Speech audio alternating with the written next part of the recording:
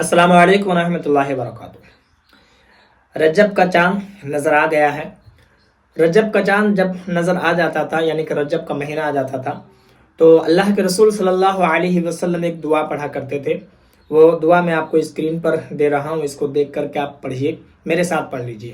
اللہم بارک لنا فی رجب و شعبان و بلغنا رمضان۔ اس کا معنی ہے کہ اے اللہ، تو ہمارے لیے رجب اور شعبان میں برکت عطا فرما اور ہمیں رمضان تک پہنچا۔ اس طریقے سے دعا اللہ کے رسول صلی اللہ علیہ وسلم رجب کے مہینے میں پڑھا کرتے تھے۔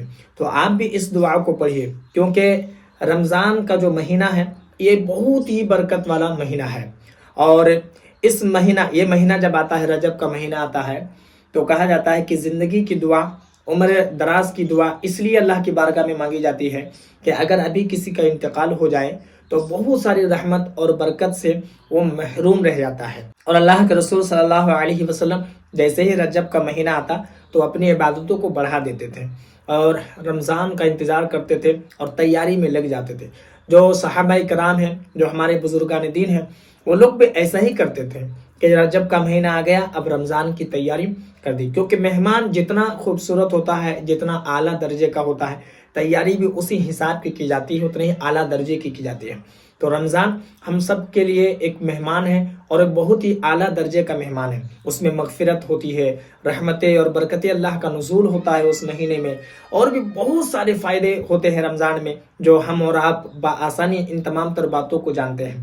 تو یہ رجب کا مہینہ ہے، اس کے بارے میں قرآن مقدس میں فرمایا ہے کہ اپنے جانوں پر ظلم نہ کرو، یعنی کہ گناہ نہ کرو، زیادہ سے زیادہ نیکیوں کا کام کرو، ثواب کا کام کرو۔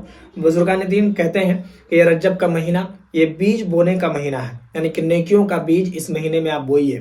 اور شعبان کا مہینہ اس میں پانی ڈالنے کا مہینہ ہے، یعنی کہ نیکیوں کا پانی آپ اس میں ڈالیے، یعنی کہ اور بھی زیادہ نیکی کرنا شروع کر دیجیے۔ اور رمضان کا مہینہ فصل کاٹنے کا مہینہ ہے۔ رمضان میں خوب رحمت اور برکتوں سے آپ مالا مال ہو جائیے۔ اور اللہ کے رسول صلی اللہ علیہ وسلم فرماتے ہیں کہ رجب اللہ کا مہینہ ہے اور شعبان میرا مہینہ ہے، اللہ کے رسول کا فرمان ہے، اور رمضان میری امتیوں کا مہینہ ہے۔ تو ابھی تک اگر آپ نماز نہیں پڑھ رہے ہیں یا دیگر گناہوں میں ملوث ہیں تو آپ استغفار پڑھنا شروع کر دیجئے۔ اس مہینے میں خوب عبادتیں کیجئے، نماز پڑھیے، قضا نماز کو ادا کیجئے، رمضان کی تیاری میں لگ جائیے۔ اور قضا روزہ اگر باقی ہے تو وہ آپ رکھیے، قضا نماز کی آپ ادائیگی کیجئے۔ اور نفلی روزہ اگر اس مہینے میں رکھتے ہیں تو اس کا بھی بڑا ثواب ہے، آپ نفلی روزہ بھی رکھیے۔ مجھے امید ہے کہ میری بات آپ کو سمجھ میں آ گئی ہوگی۔